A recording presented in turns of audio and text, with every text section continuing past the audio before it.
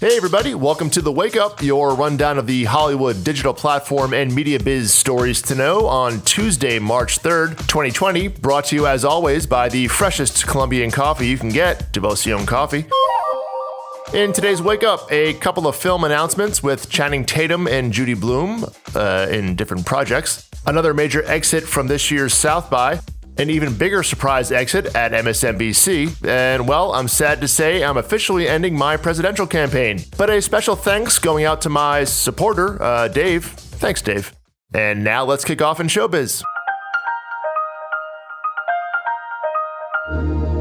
MGM has picked up North American distribution rights to Channing Tatum's co-directing debut called Dog. All of the international rights have already been sold. Tatum is also starring in the road trip comedy about an American ranger who takes a road trip with his companion dog to a soldier's funeral. The movie's going to shoot in May for a February release next year. Lionsgate has won the rights to adapt Judy Blume's classic Are You There, God? It's Me, Margaret, according to Deadline. They're giving the film a budget in the $30 million range, and it'll be directed by Kelly Freeman Craig and produced by James L. Brooks' Gracie Films. That pairing also brought us The Edge of 17 a couple years back, which apparently won Blume over.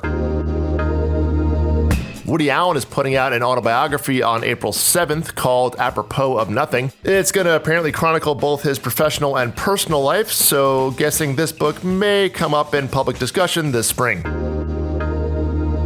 Deadline reported on some big leadership changes at PR powerhouse 42 West. Amanda Lundberg will now be the sole CEO of the company, with Leslie Dart moving to a senior strategic advisor role at 42 West parent company Dolphin Entertainment. Dolphin bought 42 West back in 2017 for $28 million, and they've also bought The Door and Surefire PR firms since, as well as design company Viewpoint Creative. They also have plans to make 2 more acquisitions this year, and Leslie will be involved in integrating all of the parts while still working with her A-list clients like Mr. Tom Hanks and national treasure Meryl Streep. 42 West's third principal, Alan Mayer, will not be returning to the company. He's still recovering from a severe car accident in October.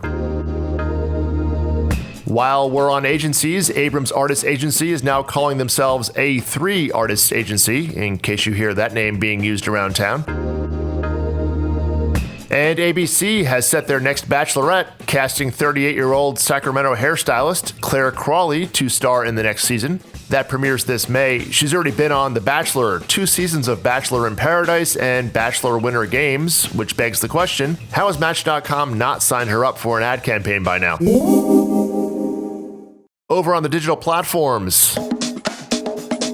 Yesterday's Twitter is today's Facebook at South by Southwest. The social network announced they're no longer attending the festival this year either because of coronavirus fears. Social network, nice one. Facebook had 12 speakers and a brand activation plan for South by, which is still scheduled to begin in 10 days. Music video streaming brand Vivo has also pulled out of the Music Fest, which begins on March 16th. Also at Twitter, Recode reports they've told all of their nearly 5,000 global employees to work from home if they can, although they're requiring it for employees in Japan, Hong Kong, and South Korea. Twitter stock also popped 9% yesterday on those reports about activist investor Elliott Management Corp. looking for Jack Dorsey to fully commit to Twitter or essentially GTFO. Granted, the market had a large rally in general yesterday, but still consider Wall Street intrigued. And a final note on the coronavirus, the world's third largest music label, Warner Music Group, has decided to postpone its planned stock market IPO process for the time being, according to Reuters.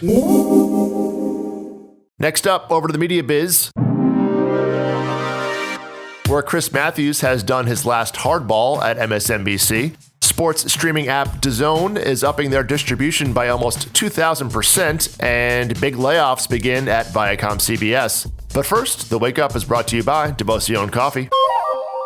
Now, if you're having your morning cup of coffee, you may know it's freshly roasted. A lot of people print that on their bags. But what you don't know is when those coffee beans were picked off the trees. Depending upon the origin, that can be as much as 6 to 9 months. And we all know that coffee is better when it's fresh, and there's no fresher coffee you can get than Devoción Coffee. Devoción FedExes freshly picked beans from the mountains of Colombia every week to their headquarters in Brooklyn, freshly roasts them, and puts it in your coffee cup, often within just 2 weeks' time. They have 4 locations in New York, but if you live in LA, San Francisco, or anywhere, You can sign up for their subscription plan, and they'll send you beans as often as you want. Every week, every 3 weeks. I'm more of a 2-week kind of guy. Whatever you need. Go to devoción.com/wakeup and get 15% off your first order. That's Devoción, DEVOCION.com/wakeup. Get 15% off on me. Well, on Devoción, but it's kind of for me. Get yours today.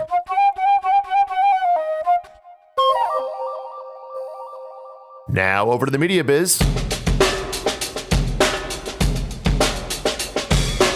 Chris Matthews somewhat abruptly retired from MSNBC on air last night at the top of his hardball show. He's gotten in some hot water of late with some off-the-cuff comments, which was always kind of his brand to some extent, but now seem to be wearing thin in the Me Too era. Either way, whether his choice or not, choosing to leave the network on the night before Super Tuesday certainly doesn't have great optics.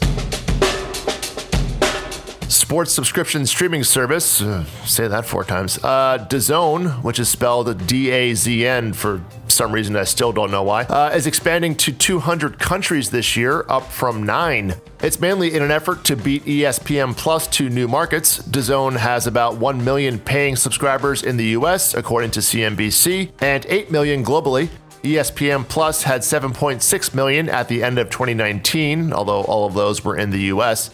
DAZN costs $20 a month here in the US, or $100 for the year, far above ESPN Plus's current $5 a month price point. DAZN primarily focuses on boxing, and the 191 country expansion will occur as a lead-up to their first live global boxing event, centering around Canelo Alvarez's Cinco de Mayo weekend fight on May 2nd, which is apparently a tradition for him. I mean, hey, who needs tequila to feel woozy the next day? Viacom CBS laid off apparently 100 people over the past week, according to Media Post. They also had 2 more high-profile post-merger departures. CBS's EVP of Marketing, Ann O'Grady, is leaving the company after a 30-plus year tenure, and Dana McClintock, CBS's EVP of Communications, is also leaving after almost 30 years at the company. One programming note today. Netflix has added a new comedy special from Gen Y comedian Taylor Tomlinson called Quarter Life Crisis. Netflix also announced they're holding a huge stand-up comedy festival in LA from April 27th to May 3rd. It'll feature over 100 shows in 20 venues around the city, with performances from Chappelle, Ali Wong, Amy Schumer, Letterman, Jamie Foxx, Kevin Hart, Martin Lawrence, and, just Google the list if you want. They'll be shooting 11 of the performances to play on their, quote, various platforms. No idea what that means exactly, and they didn't say who the 11 performances would be, so that's helpful. We'll finish out today with a couple of passings to note. First, former GE chairman Jack Welch, who died at 84 years old on Sunday, and Inside the Actors studio host James Lipton, who died at age 93 yesterday. If heaven exists, what would you like to hear God say when you arrive at the pearly gates? Or just the nice, if heaven exists, to know that there's laughter. That would be a great thing. Oh, yeah. Just to hear God goes, 2 Jews walk into a bar. That's a wrap for today. You can get links to all stories featured here in our daily email. Sign up at thewakeup.com. Have a great day, everybody, and I'll see y'all tomorrow.